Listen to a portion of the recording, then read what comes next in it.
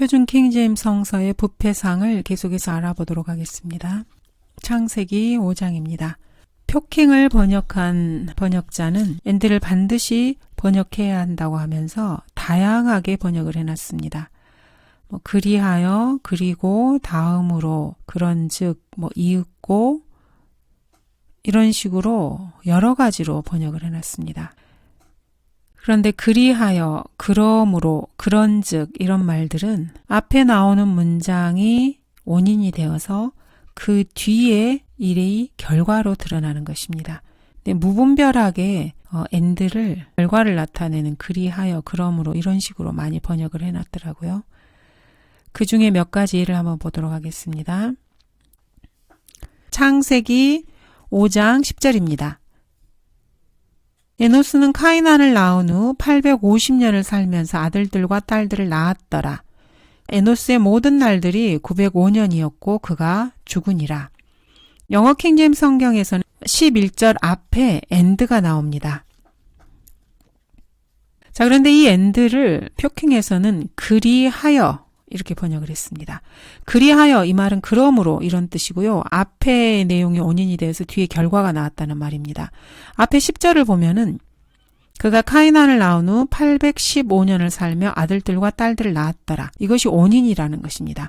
이런 아들들과 딸들을 낳은 것이 원인이 되어서 그렇게 해서 그러므로 에노스의 모든 날들은 905년이었으며 그가 죽었더라. 이게 말이 되는 이야기입니까? 이 and를 그리하여라고 번역을 하면 안 되는 것입니다. 이것은 원인과 결과의 문장이 아닙니다. 아들들과 딸을 낳아서 에노스가 905년을 살고 죽은 이유가 그것이 아니기 때문에 그렇습니다. 그래서 이거는 잘못된 번역입니다.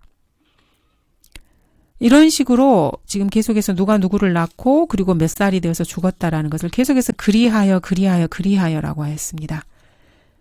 이 말은 아들들과 딸들을 낳아서 그 결과로 이 성경 인물이 몇 세를 살고 죽었다라는 그런 뜻입니다. 아들과 딸을 낳지 않았으면 죽지 않았 이런 말로도 볼 수 있다는 것입니다. 이것은 and를 무분별하게 계속해서 인과관계를 나타내는 그리하여 이런 식으로 번역을 한 것입니다.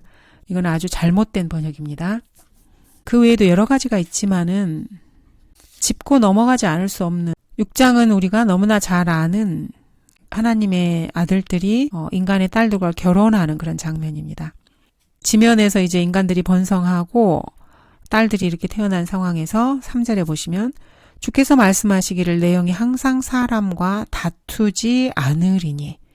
자, 인간의 이런 모습을 보시면서 하나님께서 다투지 않겠다고 말씀하십니다. 영어 킹제임스에서는 이거를 strive with man, strive, 누구와 다투다 이런 strive를 썼는데 표킹에서는 이거를 나의 영이 사람과 더불어 항상 분쟁하지는 아니하리니 분쟁이라는 단어를 썼습니다. 하나님께서 인간과 무슨 재판을 지금 해서 무슨 분쟁거리가 된 것 같은 그런 느낌입니다. 사람과 다툰다 이렇게 표현을 하면 되는데 이 너무나 쉬운 단어인데 이것을 분쟁이라는 무슨 법정 용어로 바꿔버렸습니다.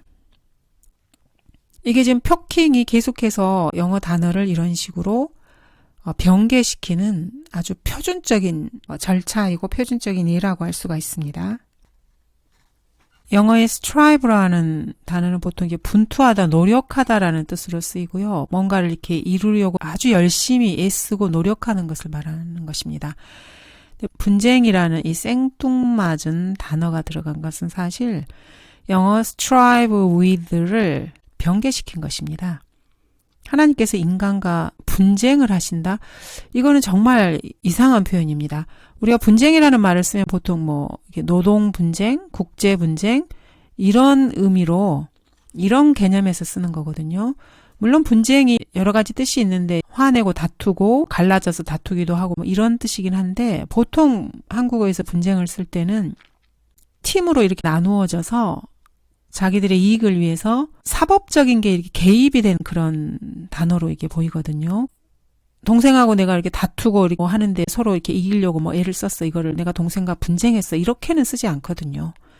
아주 쉬운 단어를 한국어 단어는 맞지만은 이 문장에 전혀 어울리지 않게 쓰는 게 이 표킹의 아주 크나큰 특징입니다.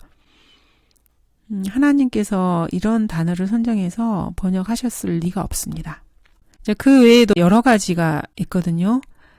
일일이 다 거명을 하자면은 아주 밤을 새워서 다 해도 못할 것 같습니다. 그리고 샘과 함 야펫의 이름도 샘을 쉔이라고 바꿨어요. 쉔입니다. 샘이 아니고. 방주를 만들 때 규격에 대해서도 이제 방주의 규격을 말씀하실 때 하나님께서 자, 이것이 내가 만들 방주의 규격이니 라고 했는데 여기는 내가 만들어야 할 것의 형식은 이러하니라. 영어로 fashion인데 이거를 규격이 아니고 형식이라고 번역을 했습니다. 그리고 이제 마무리할 때 이게 영어로 finish라는 표현이 였거든요. 일킵이 되는 곳에서 마무리를 하고 이거를 마감할지니라. 실내 인테리어 무슨 마감재 이런 아주 쉬운 단어를 한국어는 맞는데 아주 생뚱맞게 이렇게 집어넣어놨어요. 그래서 아주 불편해요. 이런 단어들을 보면은. 한국어인 듯 한데 또 뭔가 이렇게 아닌 것 같아요. 이 문장에 전혀 어울리지 않은 단어를 막 이렇게 꽂아놨어요. 그리고 하나 재밌는 표현도 하나 제가 찾는데 이제 방주를 예비하고 방주에 이제 동물들이 들어오는 이야기입니다. 19절에 보면은 이제 동물들이 각기 둘씩 방주 안으로 이제 가지고 와서 너와 더불어 생명을 보존하게 할지니라는 표현이 있습니다. To keep them alive with thee. 너와 함께 이 동물들의 생명을 keep alive. 살아있게 하라는 말이에요. 생명을 보존하는 게 맞죠? 근데 이거를 생존이라고 했어요. alive를 생존. 사실 이거는 성경 변개입니다. survive로 바꿨어요. 이 생명을 보존하는 이게 아니고 survive 게임으로 이걸 바꿔버린 거예요. 새도 그 종류대로, 가축도 그 종류대로 이렇게 오게 하는 거잖아요. 근데 이거를 각각의 유형에서 이게 도대체 한국어인지 유형이라고 바꿨어요. Every sort. 모든 종류에서 각각 둘을 이렇게 가져오라는데 이 sort라는 뜻에 유형이라는 뜻이 있거든요. 근데 어울리지 않아요. 이거는 지금. 모든 종류의 동물에서 둘씩 데려오라 그랬는데 유형이라는 단어를 썼어요. 전혀 어울리지 않는 단어를 여기도 이렇게 넣어놨습니다. 영어로 SORT 사전적인 의미로는 유형이라는 뜻이 있습니다. kind하고 같은 말이고요. 종류라는 말하고 사실은 같은 말인데 그 쓰는 실례가 있는데 이런 식으로는 쓰진 않습니다. 각각의 유형에서 저마다 두 마리 이런 식으로는 안 써요. 예를 들면 뭐 출제 유형, 논술 시험의 유형, 전형적인 유형의 여자 이럴 때 쓰는 표현입니다. 여기는 종류가 맞아요. 종류별로 그 종을 이렇게 분류했을 때 그 종의 같은 얘네들끼리 오게 하는 게 맞습니다. 사전에 있는 의미는 맞는데 이렇게는 쓰지 않습니다. 제가 평생 우리나라 말을 쓰고 책을 읽고 이렇게 한 사람인데 여러분들은 이런 거를 보면은 언어의 느낌이 있잖아요. 언어라고 하는 거는 제가 말씀드렸지만은 다르고 다른 게 언어이고 뜻은 같다 하더라도 그 문맥에서 특정 단어를 쓸 때가 있고 써서는 안 될 때가 있고 그러거든요. 각각의 쓰임새가 다 달라요. 뜻이 같다고 하더라도. 그래서 제가 이제 계속 반복해서 말씀을 드리는 건데 이 표킹 번역자는 한국어의 어감을 잘 알지 못하고 문맥에 맞게 어떤 단어를 거기에 맞게 써야 되는지를 잘 모르는 사람 같아요. 그냥 사전에 그 의미가 있으면 그냥 갖다가 이렇게 붙이는 거예요. 그래서 이제 18절에 보면은 내가 너와는 내 언약을 세우리니 언약을 세운다는 이 표현도 표킹에서는 언약을 확립한다고 이렇게 해놨어요. 그래서 이 establish my covenant에서 establish가 확립하다는 말은 맞아요. 뭐를 세우고 확립하다 이런 뜻이거든요. 근데 여기서 이제 establish가 우리나라 말로 확립이라는 뜻으로 쓰였을 때 이 확립이라는 것은 약속을 확립한다. 우리나라 사람이 누가 약속을 확립한다고 씁니까? 어떤 체제나 조직을 확립할 때 그때 establish라는 단어를 쓰는 거고 그때 확립이라는 뜻으로 쓰이는 거예요. 그래서 뭐 체제 확립, 기강을 확립시키고 뭐 질서를 확립한다. 이럴 때 쓰는 겁니다. 약속을 establish 했다는 것은 약속을 세우는 거예요. 약속을 세우는 거. 사전적으로 establish가 수립하다, 확립하다 이런 뜻이 있다 그래서 아무데나 갖다 붙여서 그 의미를 쓰는 것이 결코 아닙니다. 그래서 제가 계속해서 반복해서 말하는 건데 이 표킹 번역자는 한국어를 잘 몰라요. 사전에 그 단어가 있으면 아무데나 갖다 붙여도 된다고 생각을 해요. 근데 이렇게 쓰면 안 되는 단어예요. 확립이라는 단어는. 유형이라는 단어도 마찬가지고요. 근데 그거를 구별을 못하는 것 같더라고요. 그러니까 사전에 이런 뜻으로 나와 있으니까 표준 국어 대사전에 이렇게 됐으니까 이거 된다 이렇게 생각을 하는 것 같아요. 그렇지 않거든요. 그 예문을 읽어보고 그래서 우리가 영어를 배울 때도 단어 뜻만 딸랑딸랑 외워가지고는 그 문장에서 써먹을 수가 없어요. 왜냐하면 그 예문을 통해서 이 단어가 어떤 식으로 쓰였는지를 배워야 실생활에서 이거를 써먹을 수가 있거든요. 22절에서도 노아가 그렇게 행하였으니 아주 쉬운 단어 thus did Noah. 그러니까 노아가 했다. 노아 did 이 말이거든요. 이거를 또 노아가 실행하였더라 이렇게 했어요. 그러니까 쉬운 단어를 아주 쉬운 단어를 어렵게 쓰는 게 이 표킹의 아주 큰 특징 중에 하나입니다. 그리고 우리가 일상생활에서 그냥 쉽게 쓰는 말을 쓰는 게 아니고 사전에 있는 말을 갖다가 이렇게 자꾸 여기저기 꽂아놔요. 어울리지 않게. 아까 말씀드린 대로 keep seed alive 어떤 씨를 보존케 하시는 것. 그 씨로 살아남게 하라. alive. 씨가 계속해서 보존되게 하는 거죠. 살아있어야 보존이 되는 거니까 이거를 생존하다, survive라는 단어로 바꿔놨습니다. 이것은 성경 변개입니다. 영어 킹제임스 성경 본문을 변개시킨 것입니다. 그 다음으로 창세기 7장 10절을 한번 보겠습니다. 7일 후에 홍수의 물들이 땅에 있었더라 라는 표현입니다. 근데 이제 영어 본문에 보면 여기가 and it came to pass 에서 and라는 단어가 있어요. 근데 표킹에선 이것을 그러고 나서라고 번역을 했어요. and를. 근데 이 그러고 나서라는 표현은 그리하다라는 동사에 고 나서라는 전미사가 붙은 거예요. 그러니까 뭐를 하고 나서 이런 말이거든요. 사실 이거는 첨가시킨 거예요. 이제 9절에 보면은 하나님께서 노아에게 명하셨던 대로더라. 그리고 이제 7일 후에 홍수의 물들이 땅에 있었더라 이 말이거든요. 근데 표킹에서 여기 10절에 하나님께서 노아에게 명령하셨던 대로더라 라고 하고 여기다 그러고 나서라 and를 이렇게 번역을 했어요. 이거 그러고 나서는 그리하다라는 동사예요. 없는 단어를 첨가시킨 거예요. 여기다가. 그 한 단어 한 단어 소중하다고 그렇게 강조를 하더니 이렇게 자기 멋대로 첨가를 시켜놔 버렸네요. 동사를. 그리고 또 하나 아주 재밌는 표현을 찾았는데 영어로 prevail이라는 단어입니다. 물이 prevail, waters prevailed라는 문장 속에서 나온 건데 8장 17절에 나오는 표현이에요. 우리 성경은 너무나 쉽게 누구나 알아듣게 이거를 번역을 하셨어요. 그래서 보시면은 7장 18절에 땅에 이제 홍수가 난 거죠. 땅에 홍수가 40일 동안 있은지라 물이 불어나서 방주를 띄우니 방주가 땅 위로 들리더라. 물이 널리 퍼져 땅 위에 크게 불어나니 방주가 수면을 떠다니더라. 물이 땅 위에 심히 널리 퍼지니 온 하늘 아래 모든 높은 산들이 잠기더라. 너무 쉽잖아요. 물이 퍼져가지고 땅이 이렇게 다 잠긴 내용인데 이게 영어로는 prevail이거든요. 근데 표킹에서는 이거를 팽배라는 단어를 썼어요. 여기도 and를 지금 그러고 나서라 그랬네요. 그러고 나서 물들이 팽배하여 땅 위에 대단히 크게 불어났으니 그리고 뒤에도 물들이 땅에 극도로 팽배하였으니 물들이 팽배하자 땅 위에 팽배하였더라.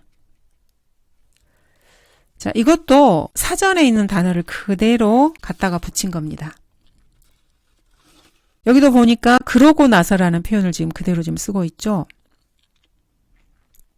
그러고 나서에서의 이 그러고는 동사입니다. 뭐뭐 하다, 그렇게 하다, 그러다 여기다가 고 나서를 붙인 거예요. 그래서 예를 들면 밥을 먹었다, 그러고 나서 이를 닦았다 이런 식에서 그러고 나서라는 말은 앞에 밥을 먹고 나서 이를 닦았다 이 말이거든요.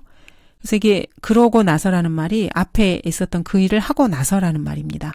그래서 이게 동사입니다. 동사. 근데 and를 동사로 지금 번역을 했고, 여기 팽배하다는 단어는 이거를 구구절절 설명을 해줘야 아는 건지 사람들이 참 가슴이 아픕니다. 이런 거를 보면은. 우리가 다 한국인이기 때문에 우리가 한국인들이 언어를 어떻게 쓰는지를 내가 공부를 많이 하지 않았어도 알아요. 사람들이 들으면 어감이 있거든요. 그래서 내 귀에 뭔가 거슬리고 뭔가 이상하다 그러면 그게 이상한 게 맞아요. 왜냐면 우리는 다 한국 사람들이니까. 팽배라는 단어가 사전에서 있는 단어 맞아요. 그래서 물이 서로 이렇게 부딪히는 소리, 물결치고 물결 이는 모양, 물과 관련된 말이에요. 그래서 큰 물결이 서로 맞부딪혀서 솟구친다는 그런 뜻이 팽배하다는 사전적인 의미예요. 그래서 사전에 물과 관련된 단어가 있어서 아마 이거를 빼서 여기다가 쓴 것 같아요. 근데 실제로 우리가 사용을 할 때는 이거를 물과 관련해서 쓰는 단어가 아니에요.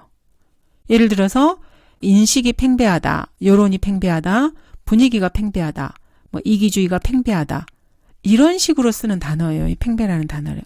물이 팽배하다 이렇게는 안 써요. 한국 사람들은. 그러니까 이게 보면은 팽배라는 말이 한국어는 맞는데 물들이 팽배하여 이렇게 들으면 뭔가 좀 이상한 거예요. 왜 그러냐면은 한국 사람이 이렇게 쓰지 않기 때문에 그래요. 그래서 마치 외국 사람이 한국어를 배워서 쓰는 것 같은 그런 느낌이 자꾸 드는 거예요. 왜냐하면 어울리지 않은 조합을 단어들을 서로 이렇게 짜맞춰서 해놨기 때문에 그런 거예요. 그래서 여러분이 들어서 여러분이 이렇게 느껴서 이 단어가 뭔가 좀 이상하고 앞뒤가 좀 내가 평소에 쓰던 게 아니다. 그럼 그게 맞아요. 틀린 거예요, 사실은. 그래서 영어를 변개시킨 겁니다. prevail이라는 단어를. 우리나라 말로 너무나 한글 킹제임스 성경에서 번역을 잘 해놨어요. 물이 널리 퍼져서 맞거든요. 이게 prevail 하면 이렇게 쫙 퍼지는 거예요. 하나님께서 정확한 단어를 이렇게 선점하셔서 미리 이렇게 해놓으셨어요. 그러니까 새로운 성경을 출판할 필요가 전혀 없어요. 왜냐하면 이미 하나님의 말씀이 나왔기 때문에. 그런데 이 말씀에 순종하고 싶어 하지 않은 사람들이 새로운 걸 만들어내고 싶어 하는 거죠. 왜냐하면은 입으로는 어떤 변명을 아무리 한다 할지라도 하나님의 말씀이 싫은 거예요. 거기에 부복하는 게 싫고. 그래서 자기들이 자기들만의 성경을 만들어내서 나 하나님 싫어. 나는 내 마음대로 할 거야. 지금 이렇게 하는 거거든요. 그래서 이 말 같지 않은 단어들을 넣어서 그걸 성경이라는 이름으로 이렇게 떡하니 내놓고 하나님을 가장 잘 믿는다고 하는 그런 성경대로 믿는다고 하는 사람들한테 지금 이거를 내놓고 하나님의 이름으로 이런 짓을 지금 하고 있는 겁니다. 근데 보면 볼수록 참 가관입니다. 가관. 그래서 이거 보면은 되게 재밌어요. 웃겨요, 되게. 어떨 때는 진짜 코미디를 보는 것 같은 느낌이 들어요. 이 단어들을 보면은. 이제 그 중에 하나가 또 이제 8장 2절에 나와 있는 표현입니다. 이것도 너무 재밌어요. 저도 이거를 보고 계속 이렇게 웃음이 나와요. 어떻게 세상에 이렇게 할 수 있을까 그런 생각이 들어서 8장 2절에 보시면 이 단어도 영어로는 너무나 쉬운 단어예요. 너무나 쉬운 단어. 깊음의 샘들과 하늘의 창들도 닫히고 닫혔다는 표현이 지금 여기 나오거든요. 이게 영어로 stop이에요. stop. 닫히다. 보통 우리가 stop 그럼 멈춰. 문을 닫을 때는 안 쓰죠. 아주 쉬운 단어잖아요. 근데 이 문장을 보면은 The windows of heaven were stopped 이렇게 돼 있어요. 그러니까 하늘의 창문이 stop 된 거예요. 영어로는 이게 가능한 표현이거든요. 창문이 stop 됐다는 말은 창문이 지금 닫혔다는 말이에요. 그래서 우리 성경에서는 창들도 닫히고 이렇게 번역을 해 놓으셨어요. 근데 여기 보면 이거 너무 웃겨요. 표킹에서는 하늘의 창들이 멈추어졌으며 또 수동태를 살린답시고 멈추어졌으며 이렇게 해놨어요. 자, 창들이 멈췄다. 여러분 이게 무슨 말입니까? 창들이 멈춰. 차가 멈춘 게 아닙니다. 여러분 오해하지 마세요. 창들이 멈췄어요. 하늘의 창들이 멈췄어요. 직역을 한답시고 지금 이렇게 해놓은 거예요. 이거 완전히 코미디예요. 코미디. 창들이 멈췄다는 말은 창이 닫혔다는 말이거든요.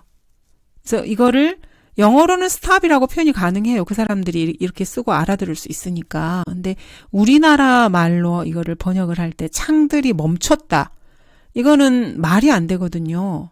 뭐 직역을 한답시고 스탑을 멈추다로 했어요. 그것도 이제 수동태랍시고 멈추어졌다라고 이렇게 표현을 한 거죠. 창은 멈추는 게 아닙니다. 차나 이렇게 움직이는 물건이 멈추다 이러면 우리나라 말로는 그게 앞뒤가 맞아요. 이렇게 멈추다는 것과 연계되는 단어가 잘 어울리거든요. 근데 창문은 열고 닫는 겁니다. 그래서 스탑을 멈추다라고 하면 안 되고 닫혔다라고 하는 게 맞습니다. 참 재밌죠? 저는 재밌어요. 이거 보면은. 그래서 막 웃어요. 혼자 이거 보면서. 세상에 이렇게도 번역을 할 수 있구나. 참 대단하다. 이런 생각을 합니다. 8장 4절에 보시면은 이것도 보고 제가 웃었어요. 너무 재밌어서. 먼저 저희 성경 먼저 읽어드릴게요. 그달 17일에 방주는 아라랏 산지 위에 멈췄더라. 이제 물이 빠지고 방주가 산 위에 멈추게 된 거예요. 근데 이게 영어로는 rest라는 표현이 The ark rested in the seventh month. 단어를 보면 rest 그러면 쉬다, 휴식하다라는 말이거든요. 그래서 여기 뭐라고 해놨냐면은 아라랏 산지 위에서 방주가 안착하였더라. 안착이라는 단어를 이럴 때 쓰는 단어입니까, 여러분? 비행기나 이런 것들이 착륙하다, 안착하다 그러면 이렇게 이해가 조금 되거든요. 근데 아주 쉬운 단어, rest를 안착하다라는 좀 애매모호한 단어로 번역을 했어요. 우리 성경에서는 산지 위에 멈췄더라 이렇게 했고요. 표현이 너무 어색하죠. 안착하다. 이것도 보고 제가 한참 웃었어요. 안착하다. rest를 안착하다로 번역했습니다. 이것은 번역이 아니고 성경 변개입니다. 방주는 안착한 것이 아닙니다. 방주는 거기에 멈춰 선 거예요. rest라는 영어 단어가 쉬다, 휴식하다라는 뜻이 있어서 뭐 안전하게 착륙하다 이런 의미로 지금 한 것 같은데 rest는 어떤 일이나 활동을 이렇게 멈추는 것을 말합니다. 그래서 방주가 거기에 멈춘 게 맞아요. 우리 성경에서처럼 산지 위에 멈췄더라가 아주 정확한 표현이에요. 한국어로. 근데 안착한다라는 말을 왜 여기다 썼냐 이렇게 생각을 해보니까 비행기나 배가 어떤 항구나 공항에 안착하다 이런 표현을 쓰거든요. 그러니까 안전하게 착륙하다 이런 뜻으로 지금 쓰는 거기 때문에 무사하게 잘 도착했다. 사전적인 의미로 그렇기 때문에 아마 이 단어를 쓴 것 같아요. 근데 여러분 지금 보시면은 이 방주의 목적지는 아라랏산이 아니었습니다. 목적지가 없어요. 그래서 안착한 게 아닙니다. 이렇게 배나 비행기는 공항이나 항구 어떤 목적지가 있어서 거기에 안전하게 도착하면 안착했다 이렇게 표현을 합니다. 그리고 어떤 사람이 안착했다 그러면 착실하게 어떤 일이나 가정에 이렇게 자리를 잡았다 이런 뜻으로 쓰이는데 이 방주는 결코 안착한 게 아닙니다. 이 방주의 목적지는 결코 아라랏산이 아니었습니다. 그냥 떠도는 거예요. 목적지 없이. 그리고 물이 빠지니까 거기에 그냥 이렇게 선 거예요. 그러니까 멈춘 거죠. 거기에. 안전하게 착륙한 게 아니고 목적지를 향해서 가다가 목적지 도착 이게 아닙니다. 이것도 rest라는 아주 쉬운 단어를 사실은 영어 킹제임스 성경에 있는 단어를 번역이 아니고 변개시킨 것입니다. 그래서 표킹은 영어 킹제임스 성경을 직역했다라는 말을 하면 사실은 절대로 안 됩니다. 왜냐하면 이들은 성경을 계속해서 변개시키고 있어요. 너무나 쉽고 이 문장에서 간결하게 표현되는 그 영어식 표현들을 한국어로 완전히 다 망가뜨리고 있습니다. 여기도 아주 재밌는 표현이 하나 나와요. 그 뒤에 노아가 비둘기를 날리고 그 비둘기가 돌아오면서 입에 올리브 잎사귀를 하나 물고 오잖아요. 이 사람들이 수동태를 살려야 한다 이런 표현을 했더라고요. 제가 하나 말씀드리자면은 수동태라는 말은 우리나라 문법을 설명하는 문법 용어가 아닙니다. 여러분 국어 시간에 능동태, 수동태라는 단어를 들어본 적이 있으십니까? 우리나라 고등학생들 아주 공부 열심히 하잖아요. 국어 문법을 배울 때 수동태, 능동태라는 표현을 들었는지 모르겠어요. 저는 배워본 적이 없거든요. 제가 수동태, 능동태라는 문법을 배운 거는 영어 시간에 배운 것입니다. 그러니까 영어라는 문법을 우리 한국 사람이 이해하기 위해서 그 나라 언어를 이해하기 위해서 그 문법을 알아야 이해가 되니까 영어는 수동태를 아주 많이 쓰는 언어예요. 그래서 수동태를 알아야 돼요. 한국어 문법을 공부하기 위한 수동태가 아니고 영어 문법을 공부하기 위해서 우리나라 언어로 이렇게 설명을 해야 되기 때문에 그래서 수동태, 능동태 이렇게 설명을 하는 거예요. 우리나라에서는 피동사, 능동사 이런 게 있긴 한데 수동태가 발달된 언어가 아닙니다. 언어 자체가. 그래서 문장에서 수동태를 많이 쓰면은 우리나라 사람들은 그 이해하기가 아주 어려워요. 그래서 영어를 직역한답시고 수동태 아주 쉬운 문장을 그 있는 그대로 번역을 하면 우리나라 사람이 이해하기 어렵습니다. 그래서 영어로는 쉬운 책인데 우리나라로 번역을 해놓으면 이렇게 어려울까? 그럼 그 사람이 번역을 잘못한 거예요. 수동태를 우리나라 사람이 알아듣기 쉽게 우리나라 문법으로 줘야 듣는 사람이 쉽게 이걸 알 수 있는데 여기도 보니까 8장 11절에서 이제 비둘기가 돌아왔어요. 자, 보라 그 입에 물어뜯은 올리브 잎사귀가 있는지라. 자, 올리브 잎사귀를 이 비둘기가 물어뜯어서 가지고 왔겠죠. 그래서 우리나라 사람이 보면은 이 비둘기가 물어뜯은 거기 때문에 물어뜯은 올리브 잎사귀 이렇게 하면 아주 이해가 쉬워요. 의문을 제기할 것도 없어요. 자, 근데 여기는 수동태를 살린답시고 그녀의, 자, 비둘기도 심지어 또 그녀라고 해놨어요. 그녀의 입 안에서 뜯겨진 올리브 잎사귀 하나가 있었더라. 자, 뜯겨졌어요. 누구에 의해서 뜯겨졌을까요? 이 비둘기가 뜯었겠죠.